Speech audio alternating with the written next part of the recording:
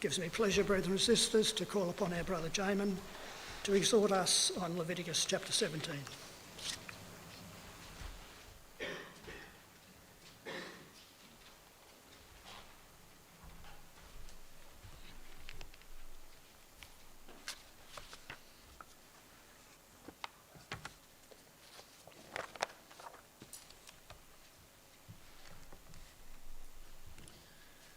Very good morning to you all, brothers and sisters. It's lovely to see you all here this morning on this warm, late summer's day.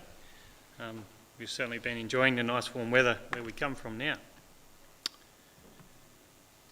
was about 6,000 years ago that a motionless body lay on the ground.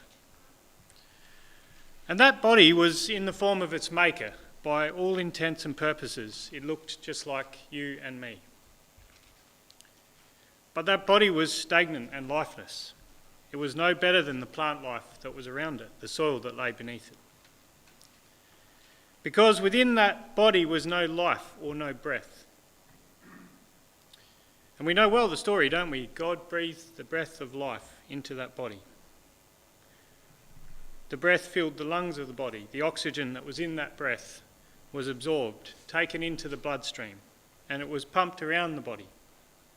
And eventually it made its way back to the heart. The blood was what made it possible for those organs to function, for the limbs to move, and for the life form to function as a human. And you all know this man was Adam, the first living human.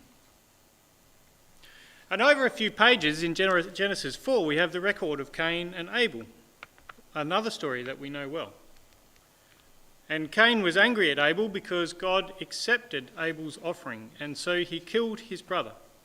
And in Genesis 4, God says to Cain that it was the voice of his brother's blood that called out from the ground, as the earth accepted Abel's blood from Cain's hand. And so right from the beginning, we have put to us that the breath of life and blood go together. It's that breath and that blood that flows through our bodies that makes us living souls. Without God, we don't have this life. We're no better than the plant life and the soil around us. And so it's this idea of life and blood, with this idea of life and blood in mind, that we consider one of our readings today in Leviticus 17 as we prepare our minds for the emblems. So let's set the background to Leviticus 17. Where are we in regards to Israel's history as we read through the book of Leviticus? Well, Leviticus was written in between Exodus 19 and 20 and the beginning of Numbers 10. In Exodus 19 and 20, we see Israel arrive at Mount Sinai. They've left their old life behind in Egypt, the life they'd known for the last 400 years. And they'd followed Moses out into the wilderness, and they'd set up camp at Mount Sinai. And so we find them in Exodus 19 and 20, 3 months on from Egypt. And if we turn over to Numbers 10, we would see that in the second year and the second month, they received the command to move. And so this is this period of roughly a year or just under a year that we find ourselves this morning. If we turn over to Leviticus 27, we have this confirmed for us. Because in Leviticus 27 and verse 34, we read, "These are the commands that the Lord gave Moses at Mount Sinai for the Israelites." And so they'd lived as slaves, they'd become accustomed to the ways of Egypt, the superstition, the idol worship and all that went on, but now they'd left that burden of slavery behind. They'd cried to their God, he'd saved them, they'd left Egypt in a hurry. They'd been saved by the blood of the Passover lamb as it was sprinkled on their doorposts. And so the angel of death passed over them. And so they camped at Sinai, and they received the 10 Commandments and the law. And if we think of the title of the book of Leviticus, it seems that it would be addressed to the Levites. But as we mentioned back over in chapter 27, verse 34, which we just read before, Leviticus was given to the Israelites from Mount Sinai. It was a book for all of them and for the mixed multitude that was with them. And if we focus in more on Leviticus 17, we see, if we read the chapter through a number of times, that it seems to split itself into three parts. We have the first 9 verses, which refers to the killing of domestic animals within or without the camp. We have the second part, which is verses 10 to 14, and they refer to the blood of animals. And then we have the third part in verses 15 to 16, which refer to the eating of animals that have died by unknown means. And so let's consider Leviticus 17 by a verse-by-verse look at it and how it can apply to us. So verse 1 and 2, we'll read it again together. And the Lord spake unto Moses, saying, Speak unto Aaron and unto his sons and unto all the children of Israel, and say unto them, This is the thing which the Lord hath commanded, saying. And so we can see, first of all, that God is speaking to Moses, and Moses is tasked with passing this message on to the people. But in verse 2, we have a specific point made in regards to the importance of these next verses. We see the command goes to Aaron's sons, and to all the children of Israel. Now, if we were to turn back through the first 17 chapters of Leviticus, we would see that this is never done before. It might be to Moses and the people, or Moses and Aaron, but here we have each group of the people specifically pointed out that these verses were applicable for every single one of them across the camp. Everyone that came out of Egypt. There would be no one that would be exempt from the requirements of this chapter. Moving on to verse 3, we read there that what man soever there be of the house of Israel that killeth an ox or a lamb or a goat in the camp, or that killeth it out of the camp.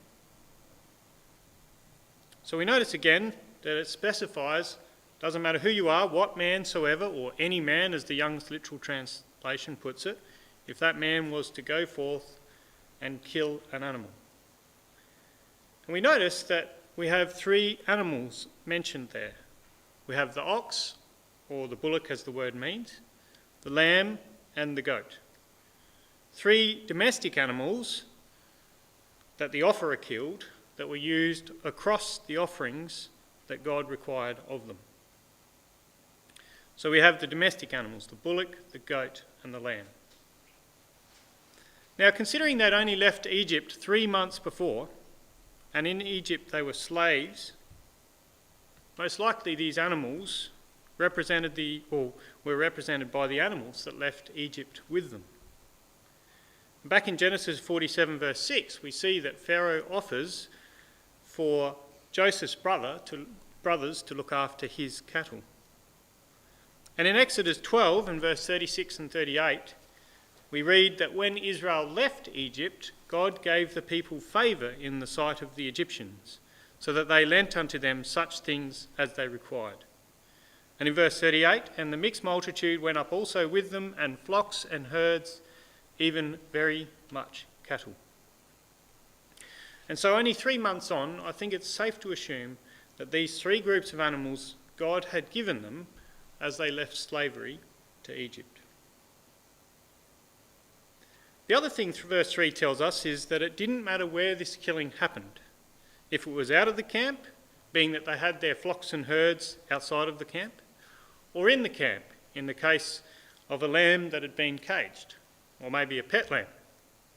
The rules that God had set for these animals would apply, irrelevant of the convenience to the offerer. Continuing on in verse 4, we read of some of the rules for these animals.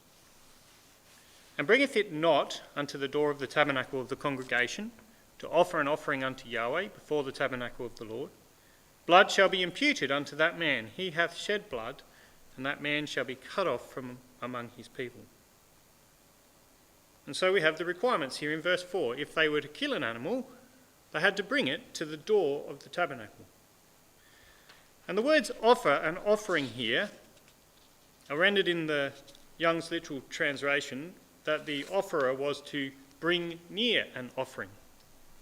And so in this verse 4, we can see that it's twice emphasised.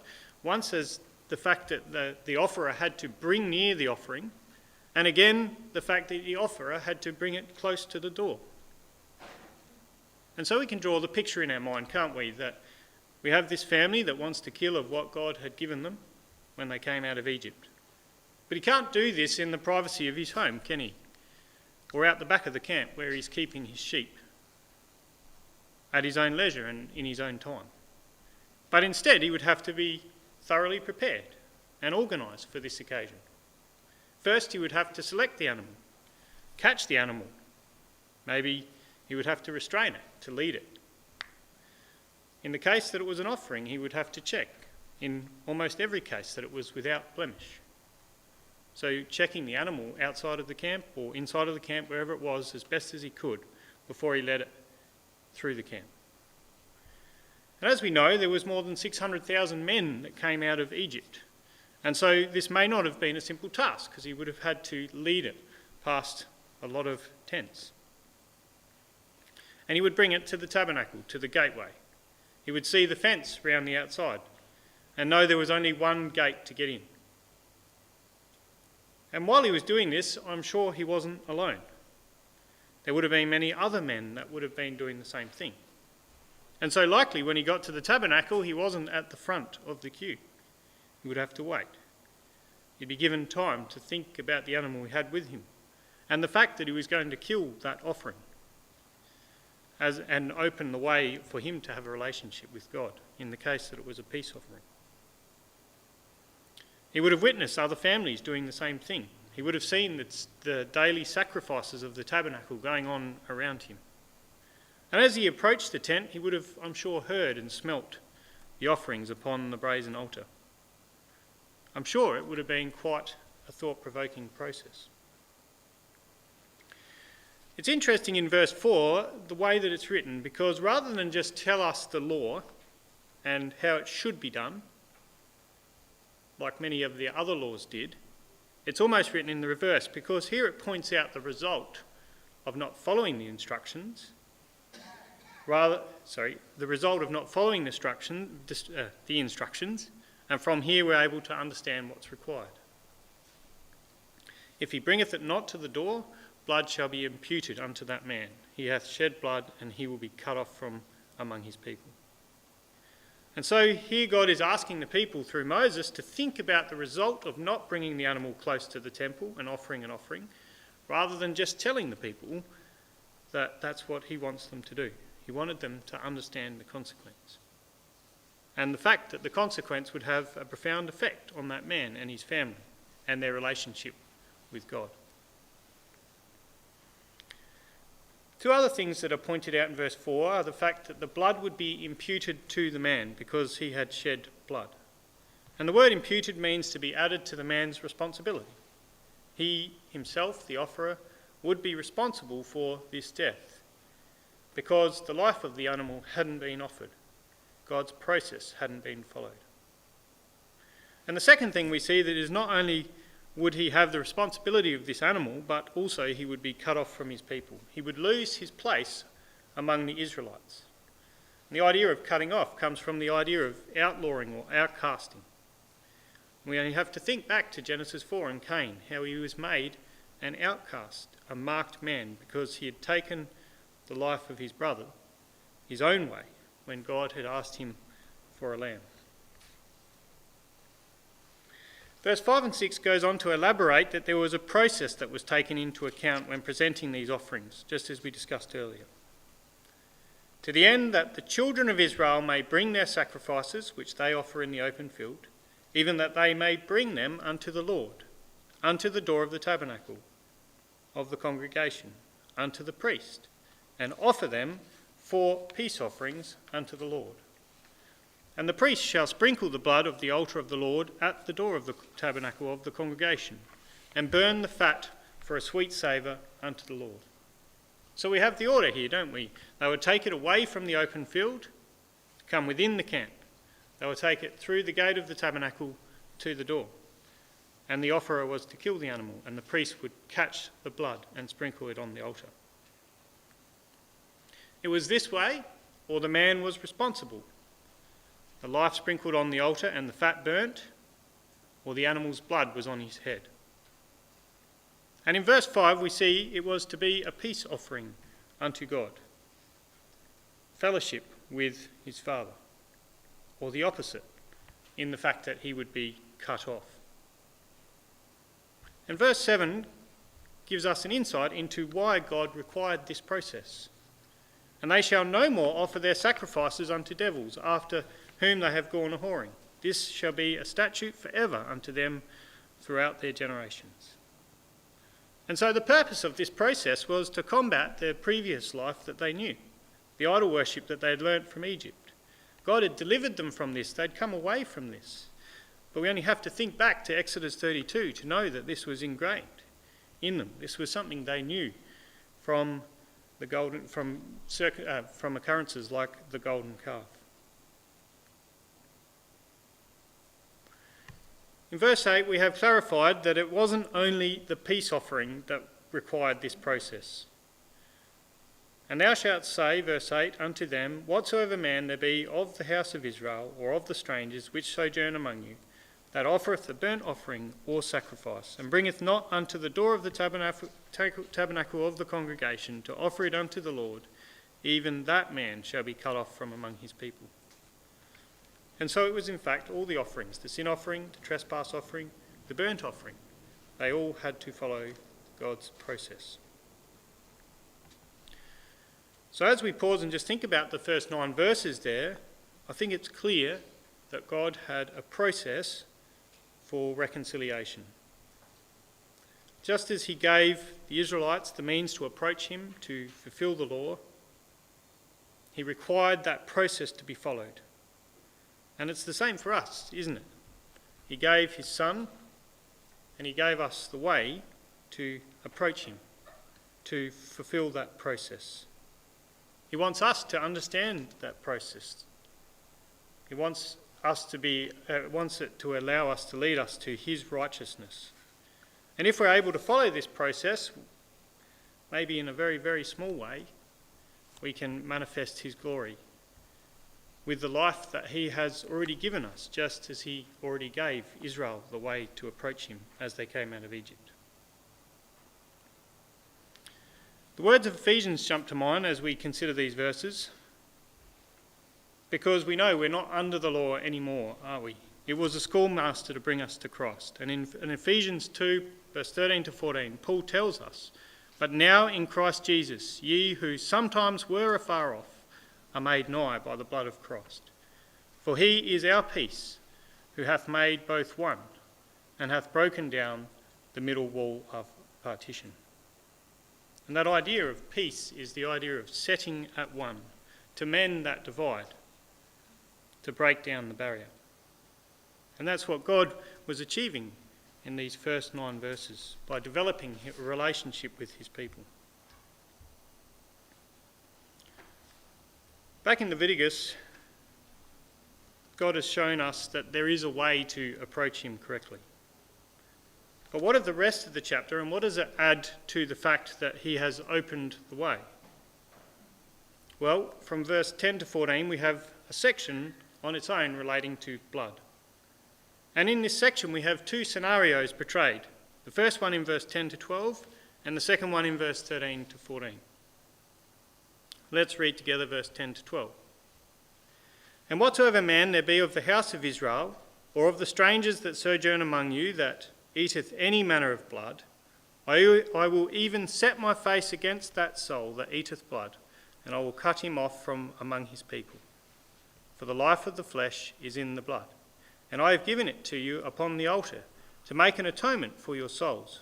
For it is the blood that maketh an atonement for the soul. Therefore I said unto the children of Israel, no soul of you shall eat blood, neither shall any stranger that sojourneth among you eat blood. So what do we notice first? Well, first we notice that this is applied to everyone of the house of Israel, or of the mixed multitude that had joined them. It's quite clear again that no one is exempt from these verses, and it twice mentions it in verse 10 and in verse 12. We see also that it's in relation to eating blood for sustenance. We picked up earlier that the blood was in fact required in verse 6 on the altar. God had set it as a requirement in all the offerings and sacrifices. Again, we have the result laid out for us before the meaning. We're told if they ate the blood, God would cut him off from his people, and God would even set his face against that soul. And the idea of cutting off is the idea of outlawing, as we said before. Also, maybe directs us a little bit to the idea of the master pruner who goes through the bad branches and the good ones and separates them, shaping his tree or vine, cutting out the dead wood. But here God says that not only would he cut them off, but he would go the extra step. He would turn his face from that soul. And the choice of these words here directs me right back to Genesis, where God, through the Elohim, actually turned his face to Adam and gave him the breath of life, and he became a living soul. It was God's will for man to live. But also, as we mentioned earlier, Cain was cast out of the garden. He was an outcast. He was sent away from God's face. And so here, this concept of turning his face away concept links in with the idea here of him turning his face away from those who ate blood. Verse 11 goes on to explain the importance. For the life of the flesh is in the blood, and I have given it to you upon the altar to make an atonement for your souls. For it is the blood that maketh an atonement for the soul. We considered earlier, didn't we, that blood was considered the life of the body, that travelled all around the body and gave it function.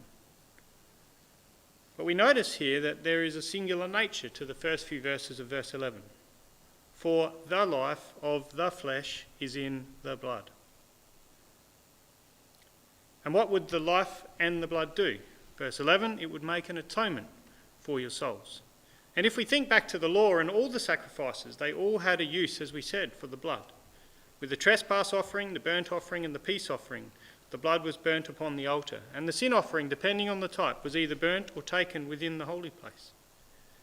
And so the blood was never wasted. The life of the animal was never wasted. God had given it to them as they left Egypt, and now he would use it to teach them. There was a purpose for it in every offering. We might also remember that in every case, except for the voluntary peace offering, the animal had to be perfect. It was without blemish.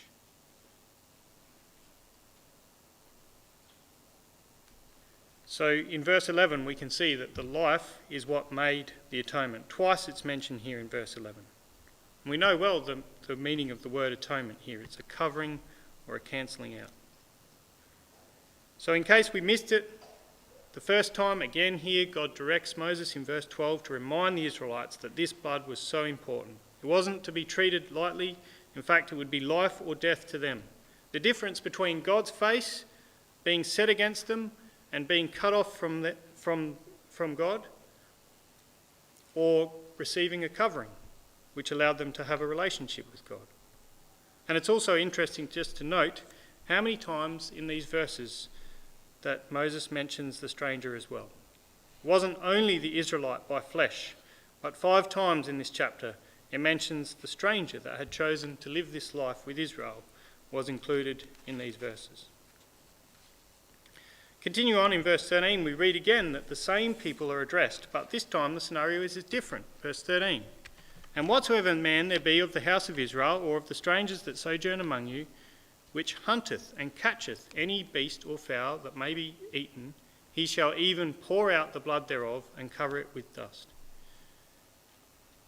So previously, I believe or understand that verse 11 talks about the domestic animals, the bullock, the lamb, the goat that were mentioned in verse 3. The animals that would be used as an offering. But here we're talking about other clean animals that could be caught from around the camp. But these were not to be altar offerings. But even though they were not to be altar offerings, the blood was still to be removed from these animals prior to consumption. God's rule was specific. The blood was to be poured out on the ground. It was to be covered in dust. But in verse 13, these animals were different to verse 11 because verse 14 tells us, for it is the life of all flesh. The blood of it is for the life thereof. Therefore I said unto the children of Israel, Ye shall eat the blood of no manner of flesh, for the life of all flesh is the blood thereof. Whosoever eateth it shall be cut off. So here we have a second life form. It isn't singular, it's the life of all flesh. Everything else that hasn't already been mentioned that they could eat. It was the life that they caught with their own hands, by their own strength. The life that they hadn't relied on God's deliverance from Egypt to provide. These animals weren't used in offerings, as we said. These animals couldn't provide a covering for them.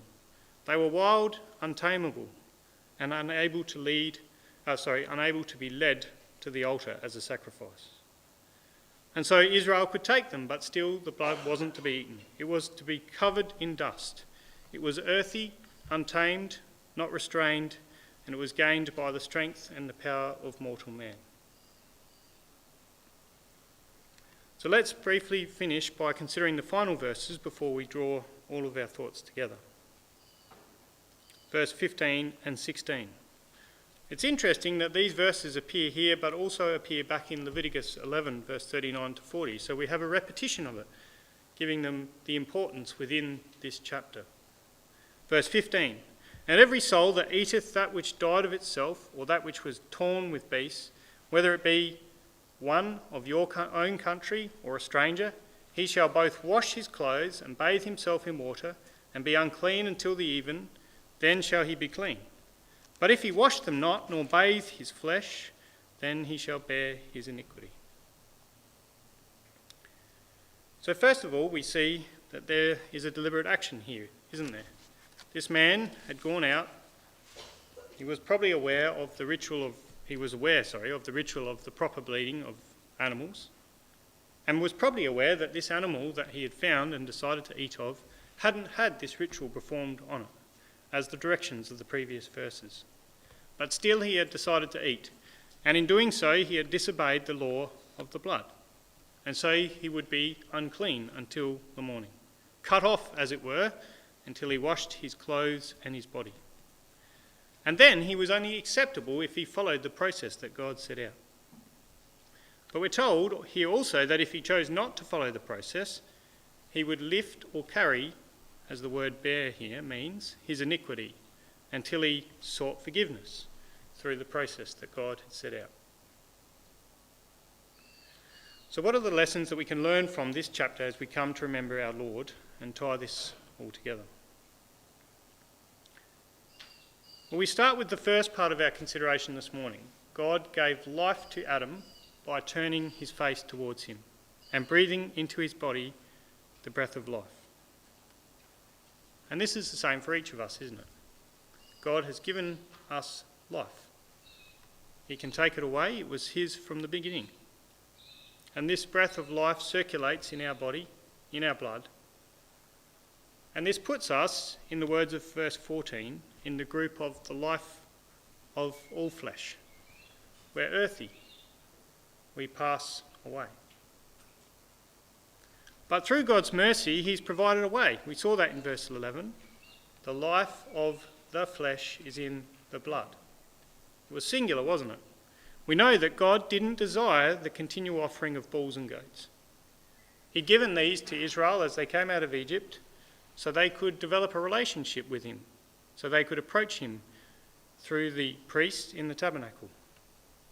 But these offerings only served as a schoolmaster to lead us to Christ. The only life that could truly make an atonement for our souls. And only through the shedding of his blood could we receive this covering. But back in the law there was a process that was to be observed. It couldn't be done any old how. It couldn't be done on the offerer's terms. God's process was to be observed.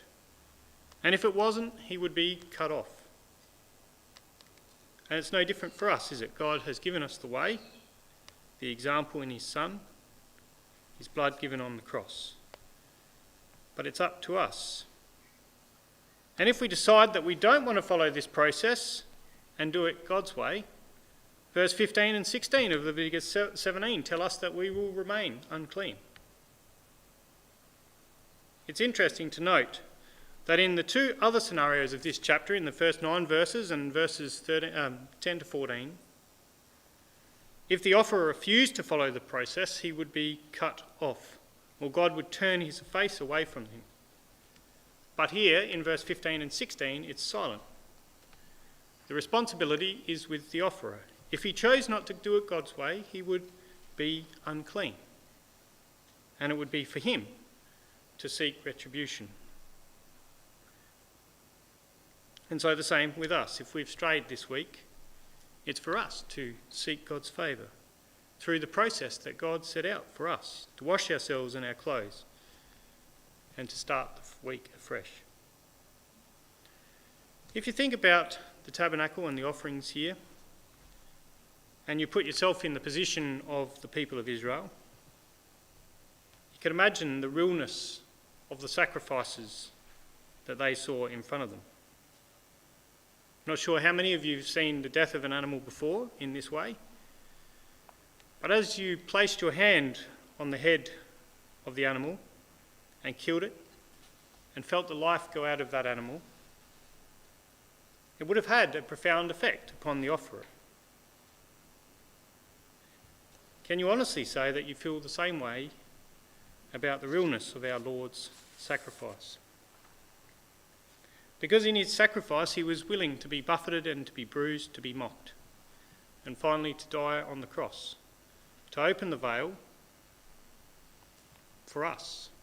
And now he's risen as a glorified Son, acting as our mediator, allowing us the relationship that we can have with our Father. Without him, the law was just always a shadow. But with him, we can have a life full of dedication and a fellowship with our Father, using the beautiful types of the law and the service that God required of his people Israel. So let us remember now our Lord in the emblems. Let us take into our life in symbol his sacrifice, the perfect leavenless bread, sinless and right, the wine, his blood, willingly given. And let's honestly consider our walk in the past week. And using the process that Israel were laid out in Leviticus 17, let's come to our Father and refocus our life for the coming week as we follow God's process that he's left for us. Thanks.